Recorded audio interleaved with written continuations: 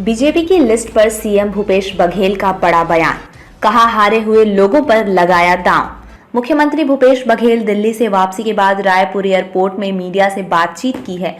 BJP की दूसरी list पर हंसते हुए उन्होंने कहा कि केंद्रीय राज्य मंत्री को दूसरे लोकसभा से टिकट दे रहे हैं। छत्तीसगढ़ में बीजेपी की दूसरी लिस्ट जारी हो गई है।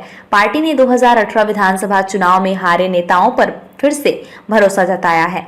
इसके अलावा केंद्रीय राज्य मंत्री रेणुका सिंह और सांसद अरुण साव को भी चुनावी मैदान में उतारा गया है। दूसरी लिस्ट के बाद बीजेपी के 85 सीट पर प्रत्याशियों के नाम की घोषणा हो गई है, लेकिन इस पर छत्तीसगढ़ के मुख्यमंत्री भूपेश बघेल ने कई बड़े सवाल उठाए हैं। इसके अलावा उन्होंने पूर्व मुख्यमंत्री रमन सिंह को लेकर बड़ा बयान दिया है। सीएम भूपेश बघेल ने बीजेपी की दूसरी लिस्ट पर कसा तंज।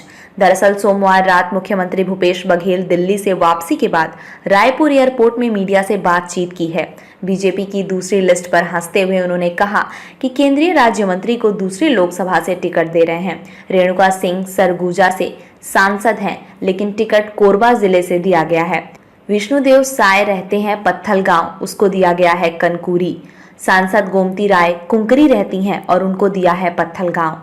ओपी चौधरी खरसिया से पलायन कर गए। हारे हुए लोगों में दांव लगा रहे हैं। बीजेपी ने पुराने नेताओं पर फिर विश्वास जताया। इससे पहले वायरल सूची जो लेकर सीएम भूपेश बघेल ने फिर से सवाल उठाते हुए कहा कि बीजेपी ने जानबूझकर सूची लीक किया है। यदि जानबूझकर नहीं किया गया होता तो ईडी-आईटी का रेड पड़ गया होता, लेकिन कोई सूची आई है, वही नाम है जो लीक हुआ था। ये बीजेपी की रणनीति के तहत हुआ है, लीक कराया गया है, हुआ नहीं है, जिसको जनता ने पहले नकार दिया था। अमर अग्रवाल, राजेश मूणत, प्रेम प्रकाश पांडे का चेहरा जनता ने पिछले चुनाव में नकार दिया था। बीजेपी ने उन्हीं पर विश्वास व्यक्त किया है क्योंकि उनके पास चेहरा नहीं है। छत्तीसगढ़ में अरुण साव की नहीं, रमन सिंह की ही चल रही है।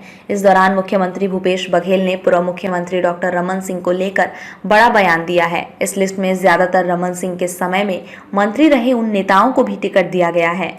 इस पर उन्होंने कहा कि चल तो उसी की रही है जो सूची जारी हुई है। कहां से हुई है, लीक हुआ था, कहां से हुआ था, सब जानते हैं।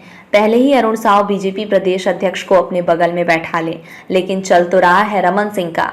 आपको बता दें कि लगातार चर्चा हो रही थी कि संगठन में बदलाव के बाद रमन सिंह को साइडलाइन कर दिया गया है।